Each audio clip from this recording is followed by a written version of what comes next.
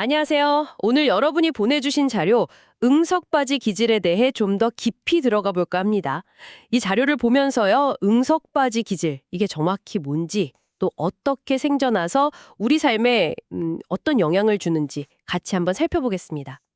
시작부터 좀 재밌는 게요. 이게 그냥 애들 문제가 아니라 그 어릴 때 특성이 성인까지 쭉 이어지는 경우가 많다고 하더라고요. 어릴 때 환경이 중요하다는 건 뭐 다들 아시겠지만 이 응석바지라는 기질 자체에 대해서는 좀 어떠세요? 자료에서 그 시작을 꽤 명확하게 이야기하던데요. 네, 맞아요. 이 글에서는 그 뿌리를 아주 어릴 때 경험에서 찾고 있어요. 뭐랄까, 아이가 원하는 걸 부모한테서 다 얻어내는 경험. 그게 반복되면서 시작된다고 보는 거죠. 처음엔 작은 요구였는데 그게 점점 커지고, 원하는 걸 못 얻으면 이제 울거나 떼쓰는 걸로 나타나고, 심지어 뭐 바닥에 누워서 소리 지르고 발길질하는 그런 행동까지도 언급하는데, 이때 이제 어머니가 아이를 달래면서 결국 들어주는 약속을 하는 거. 그게 이 기질을 더 강하게 만든다고 지적하더라고요. 아, 그렇군요. 그런 경험이 쌓이면 아이가 커서 학교나 뭐 다른 환경에 갔을 때 어려움을 겪는 건 어찌 보면 당연하겠네요. 물론 뭐 선생님이나 친구들한테 지적받고 때로는 놀림도 당하고 하면서 겉으로는 좀 괜찮아지는 것처럼 보일 수도 있겠지만요. 근데 자료에서는 그 근본적인 기질, 그 뿌리 자체는 쉽게 안 사라지고 성인이 되어서도 계속 영향을 미친다고 하네요. 예를 들면 뭐 꼭 필요하지도 않은 물건인데 갑자기 딱 꽂히면 무조건 가져야 되고 안 그러면 막 짜증내거나 되게 슬퍼하고 이런 식으로요. 네. 성인이 된 후에 나타나는 또 다른 특징으로는 그 음식에 대한 까다로움 이런 걸 들고 있어요. 아주 잘 차려진 음식 엎어서도 자기 입맛에 조금이라도 안 맞으면 아예 손도 안 대는 거죠. 여기서 좀 놀라운 점은 이런 경우에 적절한 굶주림이 오히려 치료법이 될 수 있다. 뭐 이런 말까지 나온다는 거예요.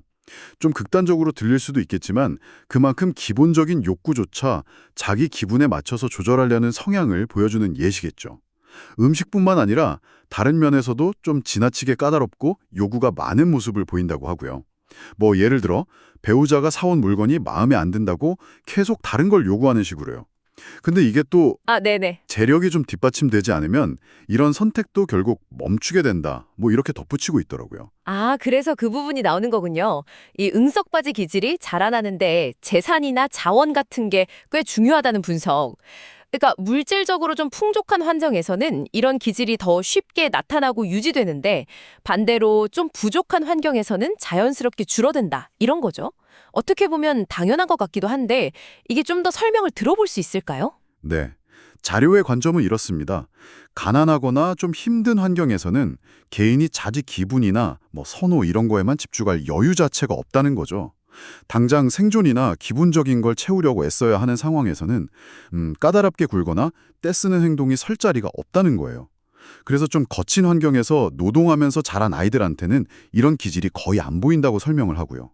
결국에는 이 기질이라는 게 어느 정도 물질적인 여유라는 그 토양 위에서 더 잘 자라는 식물 같다. 뭐 이런 비유로 볼 수 있겠습니다. 그렇군요. 물질적인 환경뿐만 아니라 그 근본 원인으로 양육 방식, 특히 부모님의 애정 표현 방식에 대한 오해를 지적하는 부분도 상당히 인상 깊었어요. 뭐 내 강아지, 귀염둥이 이런 애칭이나 아니면 막 자주 안아주고 뽀뽀해주고 이런 겉으로 드러나는 표현에만 너무 치중하다 보면요. 정작 아이가 진짜 힘든 상황에 처했을 때는 필요한 어떤 진정한 지지나 사랑보다는 부모 자신의 불만이나 분노를 표출하게 될 수도 있다. 이런 분석인데요. 이게 결국 아이의 의지력이나 결단력을 약하게 만든다고 보는 거군요. 맞습니다. 그리고 더 나아가서는 이 자료가 진정한 의미의 균형 잡힌 사람에 대한 정의까지 제시를 해요. 어떤 것에도 너무 의존하지 않는 상태. 심지어 자신의 생명이나 뭐 가장 아끼는 물건, 사랑하는 사람한테조차 얽매이지 않는 그런 자세를 강조하는데요. 모든 것은 영원히 내 것이 아니고 잠시 나에게 맡겨진 거다. 이런 인식이 중요하다고 말합니다. 여기서 이제 초연함이라는 개념이 등장하는 거죠. 초연함이라 갑자기 좀 뭐랄까 철학적인 느낌인데요. 그럼 이 초연함이 결국 응석바지 기질을 극복하는 열쇠다. 이런 이야기가 되는 건가요? 네, 바로 그 지점입니다. 자료는 응석바지 기질의 핵심이 결국 내가 원하는 걸 바로 가져야 해 하는 그런 집착 또 의존성에 있다고 보고요. 이걸 넘어서기 위한 방법으로 초연함, 그러니까 의식적으로 좀 거리를 두는 연습을 제안하는 셈이죠. 내가 좋아하는 것, 내가 원하는 것으로부터 좀 자유로워지는 것, 뭐 그런 의미로 볼 수 있겠네요. 자, 오늘 여러분께서 보내주신 자료를 통해서 응석바디 기질이 어떻게 형성되는지, 또 성인이 되어서는 어떤 모습으로 나타나는지, 그리고 흥미롭게도 물질적인 환경과는 어떤 관계가 있는지, 나아가 이걸 극복하기 위한 어떤 초연함이라는 개념까지 쭉 살펴봤습니다. 어린 시절의 경험이 성인이 되어서까지 이렇게 깊게 영향을 준다는 점, 그리고 그게 또 환경적인 요인하고도 맞물려 돌아간다는 분석이 특히 기억에 남네요. 네, 정리하자면 이 자료는 응석바디 기질이 단순한 성격 문제가 아니라 어릴 적 양육 환경, 또 물질적인 조건, 그리고 개인의 어떤 내면적인 의지력과 깊이 관련되어 있다는 걸 보여주는 것 같아요. 여러분께서는 이 분석을 들으시면서 어떤 부분이 가장 좀 와닿으셨나요? 혹시 주변에서 비슷한 예를 보신 적은 없으신지 궁금하네요. 마지막으로 여러분께 질문 하나 던지면서 마무리할까 합니다. 이 자료에서 말하는 초연함, 그러니까 우리가 가장 애착하는 것들로부터 한 발짝 물러서는 태도가 응석바디 기질을 넘어서는 길이라고 하는데요. 이 초연함이라는 아이디어가 여러분 각자의 삶에서는 구체적으로 어떤 의미를 가질 수 있을까요?